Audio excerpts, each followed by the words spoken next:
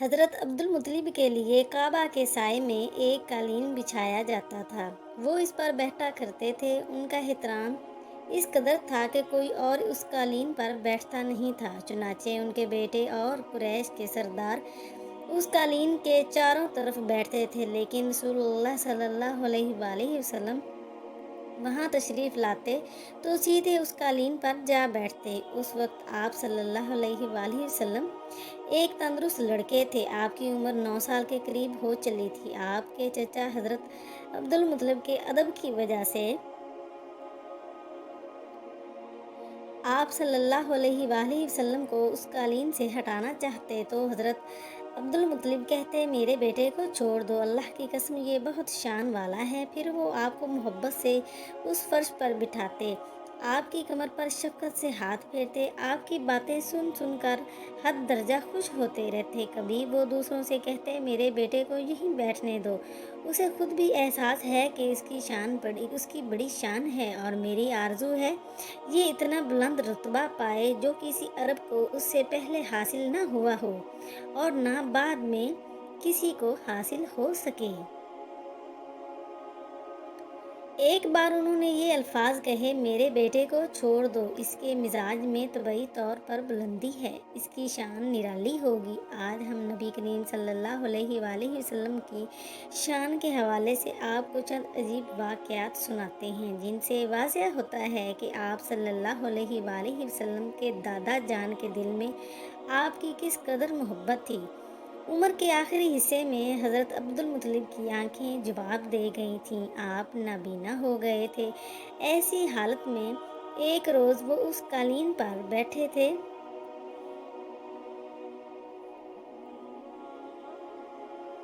کہ آپ صلی اللہ علیہ وآلہ وسلم تشریف لے آئے اور سیدھے اس قالین پر جا پہنچے۔ ایک شخص نے آپ صلی اللہ علیہ وآلہ وسلم کو قالین سے کھینچ لیا، اس پر آپ رونے لگے۔ آپ صلی اللہ علیہ وآلہ وسلم کے رونے کی آواز سن کر حضرت عبدالمطلب بے چین ہوئے اور بولے، میرا بیٹا کیوں رو رہا ہے؟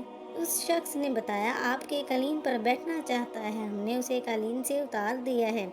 یہ سن کر حضرت عبدالمطلب نے کہا، میرے بیٹے کو قالین ہی پر بٹھا دو، یہ اپنا رتبہ پہچانتا ہے، میری دعا ہے کہ یہ اس رتبے کو پہنچے جو اس سے پہلے کسی عرب کو نہ ملے، نہ اس کے بعد کسی کو ملے۔ اس کے بعد پھر کسی نے آپ صلی اللہ علیہ وآلہ وسلم کو قالین پر بیٹھنے سے نہیں روکا۔ روایات میں آتا ہے کہ ایک روز بنو مدلج کے کچھ لوگ حضرت عبدالمطلب سے ملنے کے لیے آئے۔ ان کے پاس اس وقت آپ صلی اللہ علیہ وآلہ وسلم بھی تشریف فرما تھے۔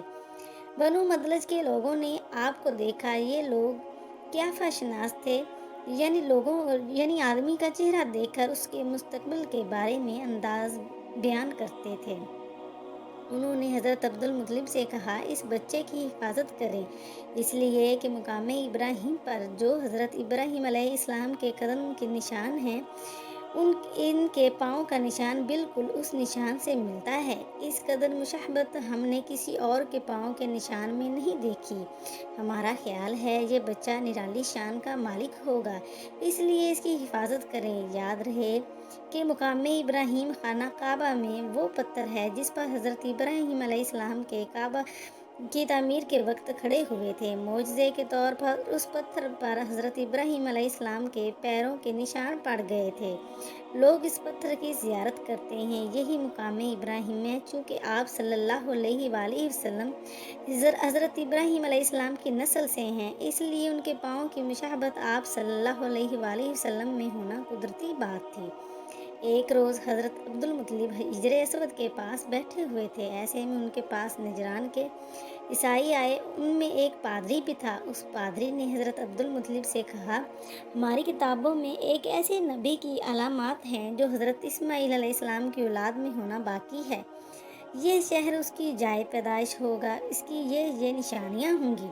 ابھی یہ بات ہو ہی رہی تھی کہ کوئی شخص آپ کو لے کر وہاں آ پہنچا۔ پادری کی نظر جو ہی آپ صلی اللہ علیہ وآلہ وسلم پر پڑی، وہ چونک اٹھا، آپ کی آنکھوں، کمر اور پیروں کو دیکھ کر بولا،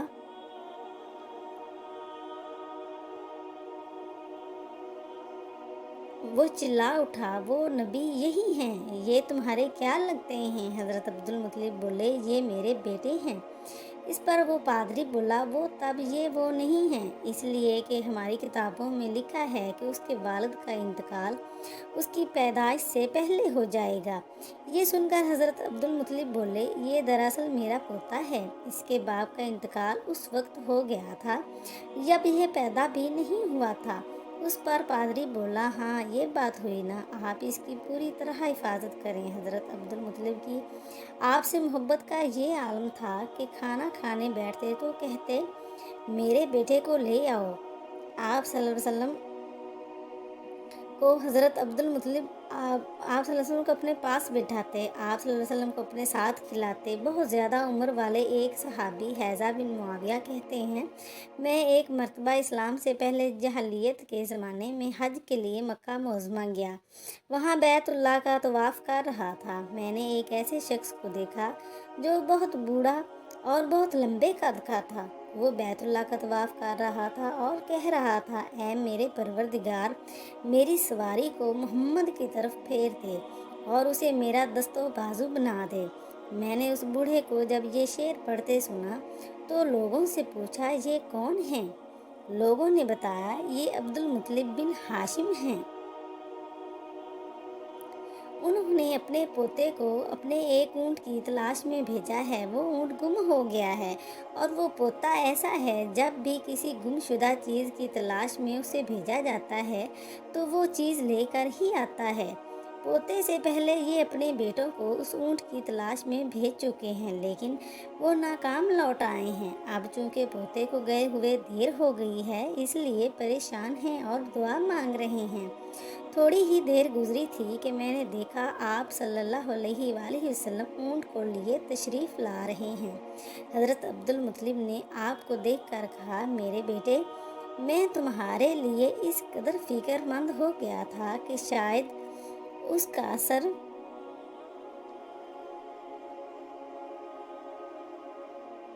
کبھی میرے دل سے نہ جائے۔ حضرت عبدالمطلب کی بیوی کا نام رقیہ بنت ابو سیفی تھا۔ وہ کہتی ہیں، قریش کئی سال سے سخت قحط سالی کا شکار تھے، بارشیں بالکل بند تھیں، سب لوگ پریشان تھے۔ اسی زمانے میں نے یہ خواب دیکھا، کوئی شخص خواب میں کہہ رہا تھا، اے قریش کے لوگوں، تم میں سے ایک نبی ظاہر ہونے والا ہے، اس کے ظہور کا وقت آ گیا ہے، اس کے ذریعے تمہیں زندگی ملے گی، یعنی خوب بارشیں ہوں گی، سرسبزی اور شادابی ہوگی۔ تم اپنے لوگوں میں سے ایک ایسا شخص تلاش کرو جو لمبے قد کا ہو، گورے رنگ کا ہو، آنکھیں بھویں اور ابرو ملے ہوئے ہوں۔ وہ شخص اپنی تمام اولاد کے ساتھ نکلے اور تم میں سے ہر خاندان کا ایک آدمی نکلے، سب پاک صاف ہوں اور خوشبو لگائیں۔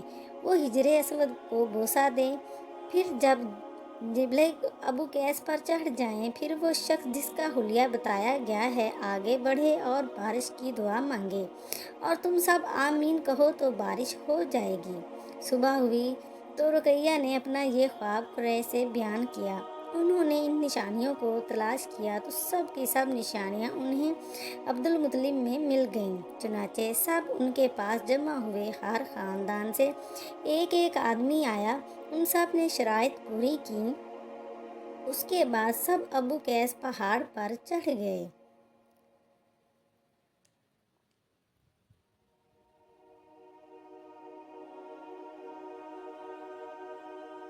ان میں نبی کریم صلی اللہ علیہ وآلہ وسلم بھی تھے۔ آپ صلی اللہ علیہ وآلہ وسلم اس وقت 9 عمر کے تھے۔ پھر حضرت عبدالمطلب آگے بڑھے اور انہوں نے یوں دعا کی، اے اللہ، یہ سب تیرے غلام ہیں، تیرے غلاموں کی اولاد ہیں، تیری باندیاں ہیں اور تیری باندیوں کی اولاد ہیں۔ ہم پر جو برا وقت پڑا ہے تو دیکھ رہا ہے، ہم مسلسل قحط سالی کا شکار ہیں۔ اب اونٹ، گائے، گھوڑے، خچر اور گدھے سب ختم ہو چکے ہیں اور جانوروں پر بن آئی ہے، اس لیے ہماری یہ خشک سالی ختم فرما دے لیکن اس بارش میں ایک بہت عجیب بات ہوئی، اور وہ عجیب بات یہ تھی کہ قریش کو یہ سیرابی ضرور حاصل ہوئی، مگر یہ بارش قبیلہ قیس اور قبیلہ مضر کے قریبی بستیوں میں بالکل نہ ہوئی۔ اب لوگ بہت پریشان ہوئے کہ یہ کیا بات ہوئی۔ ایک قبیلے پر بارش آئی اور آس پاس کے سب قبیلے بارش سے محروم۔ تمام قبیلوں کے سردار جمع ہوئے۔ اس سلسلے میں جب یہ بات چیت شروع ہوئی، ایک سردار نے کہا، ہم زبردست قحط اور خشک سالی کا شکار ہیں، جبکہ قریش کو اللہ تعالیٰ نے بارش عطا کی ہے اور یہ حضرت عبدالمطلب کی وجہ سے ہوا ہے، اس لیے ہم سب ان کے پاس چلتے ہیں، اگر وہ ہمارے لیے دعا کریں تو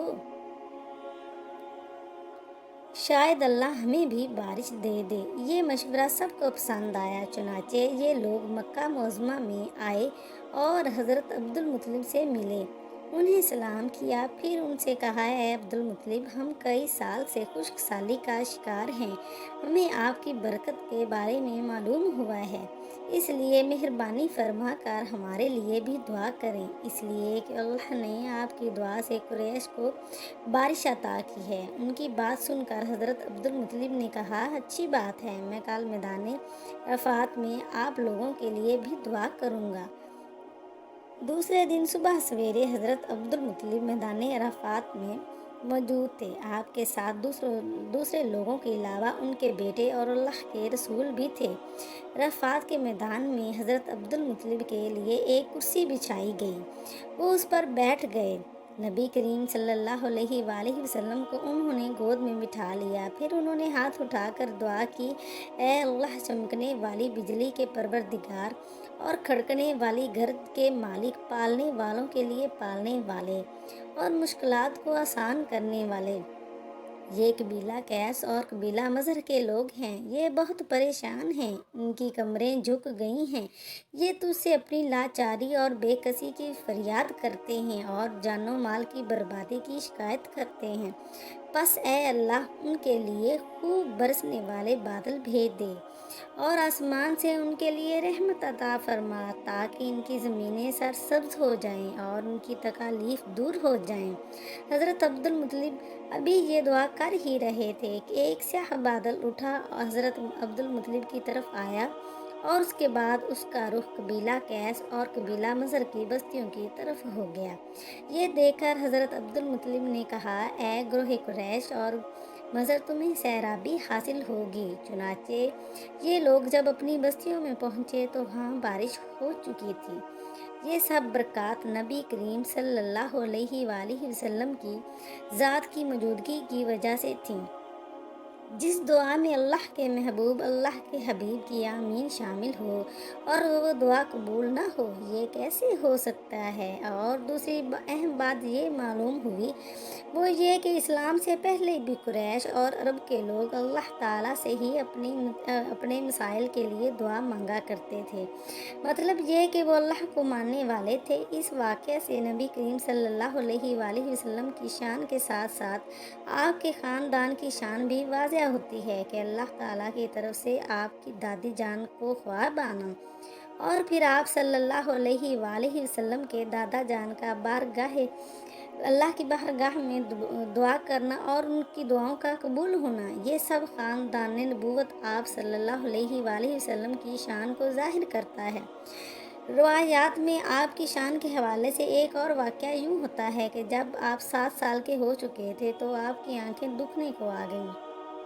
مکہ میں آنکھوں کا علاج کرایا گیا لیکن افاقہ نہ ہوا۔ حضرت عبدالمطلب سے کسی نے کہا، قازا کے بازار میں ایک راہب رہتا ہے، وہ آنکھوں کی تکالیف کا علاج کرتا ہے۔ حضرت عبدالمطلب آپ صلی اللہ علیہ وآلہ وسلم کو اس کے پاس لے گئے۔ اس کی عبادت گاہ کا دروازہ بند تھا، انہوں نے اسے آواز دی، راہب نے کوئی جواب نہ دیا۔ اچانک عبادت گاہ میں شدید زلزلہ آیا، راہب ڈر گیا کہ کہیں عبادت گاہ اس کے اوپر نہ گر پڑے، اس لیے ایک دم باہر نکل آیا۔ جب اس نے آپ کو دیکھا تو چونک اٹھا، اس نے کہا، اے عبدالمطلب، یہ لڑکا اس امت کا نبی ہے، اگر میں باہر نہ نکل آتا تو یہ عبادت گاہ ضرور مجھ پر گر پڑتی، اس لڑکے کو فوراً واپس لے جاؤ اور اس کی حفاظت کرو، کہیں یہودیوں یا عیسائیوں میں سے کوئی اسے قتل نہ کر دے۔ پھر اس نے کہا، اور رہی بات ان کی آنکھوں کی تو آنکھوں کی دوا تو خود ان کے پاس ہے۔ حضرت عبدالمطلب یہ سن کر حیران ہوئے اور بولے، ان کے اپنے پاس ہے؟ میں سمجھا نہیں۔ ہاں، ان کا لعاب دہن ان کی آنکھوں میں لگائیں۔ انہوں نے ایسا ہی کیا، آنکھیں فوراً ٹھیک ہو گئیں۔ حضرت علی سے روایت ہے کہ میں نے رسول خدا کو فرماتے سنا کہ میں جاہلیت کی رسوم میں بد اور لوہ اولاد کی طرف کبھی بھی متوجہ نہیں ہوا سوائے 2 راتوں کے، اور ان 2 راتوں میں اللہ تعالیٰ نے مجھے بے قصور اور معصوم رکھا ہے۔ ایک رات کا واقعہ تو یہ ہے کہ مکہ کے چند نوجوان اور میں، یعنی آپ صلی اللہ علیہ وآلہ وسلم، اپنے گھر کی بکریوں کے ریوڑ میں تھے۔ میں نے اپنے ساتھی سے کہا، ذرا میری بکریوں کی نگرانی کرنا تاکہ میں مکہ جا کر نوجوانوں کا شغل دیکھوں۔ انہوں نے کہا، اچھا ٹھیک ہے۔ پھر میں آبادی کی طرف آیا اور پہلے ہی گھر میں موسیقی کی میں نے آواز سنی۔ پوچھا، یہ آواز کیسی ہے؟ کسی نے بتایا کہ شادی کا سلسلہ ہے۔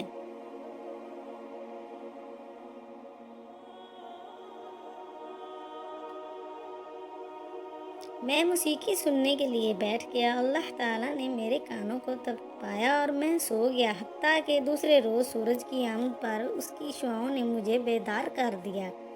میں اٹھ کر اپنے ساتھی کے پاس گیا۔ اس نے پوچھا، اتنے لمبے وقت تم کیا کرتے رہے؟ میں نے اس کو پوری آپ بیتی سنائی۔ دوسری رات میں نے پھر اپنے ساتھی سے کہا کہ میری بکریوں کا خیال رکھنا کہ میں جا کر کچھ شغل دیکھوں۔ انہوں نے اقرار کیا اور میں مکہ شہر کی طرف روانہ ہو گیا۔ یہاں آ کر میں نے موسیقی کی ویسی ہی آواز سنی جیسی میں نے گزشتہ رات سنی تھی۔ میں دیکھنے کے لیے بیٹھ گیا۔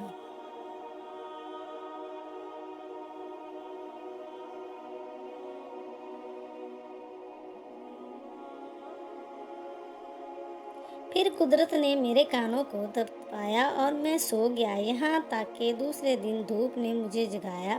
پھر میں لوٹ کر اپنے ساتھی کے پاس آیا اور اس نے پوچھا کہ تم نے کیا کیا؟ میں نے کہا کہ کچھ بھی نہیں، اور ساری صورتحال بتائی۔ اس کے بعد میں نے نہ کبھی ایسا ارادہ کیا اور نہ ہی مجھے کبھی کوئی رغبت ہوئی، یہاں تک کہ اللہ تعالیٰ نے مجھے نبوت سے سرفراز فرمایا۔ حضرت جابر سے روایت ہے کہ جب کعبہ کی تعمیر ہوئی تو نبی کریم صلی اللہ علیہ وآلہ وسلم اور حضرت عباس پتھر اٹھا اٹھا کر لانے لگے۔ حضرت عباس نے آپ سے کہا کہ اپنا تہبند اتار کر کندھوں پر رکھ لو تاکہ تمہارے کندھے پتھر سے محفوظ رہیں۔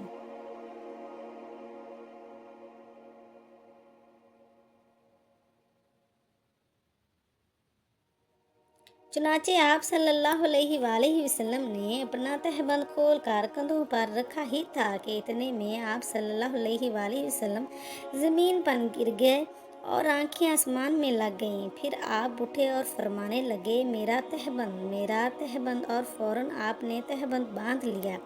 حضرت عباس فرماتے ہیں کہ اچانک آپ بے ہوش ہو کر گر پڑے۔ میں دوڑتا ہوا آیا تو آپ صلی اللہ علیہ وآلہ وسلم کی نگاہیں آسمان میں پیوست تھیں۔ میں نے کہا، اے بھتیجے، تمہاری حالت کیا ہے؟ آپ صلی اللہ علیہ وآلہ وسلم نے فرمایا، مجھے روک دیا گیا ہے کہ میں برہنہ ہو کر نہ چلوں۔ اس کے بعد آپ صلی اللہ علیہ وآلہ وسلم کبھی عریاں نہ ہوئے۔ اللہ نے آپ صلی اللہ علیہ وآلہ وسلم کی رسالت کا اظہار کر دیا۔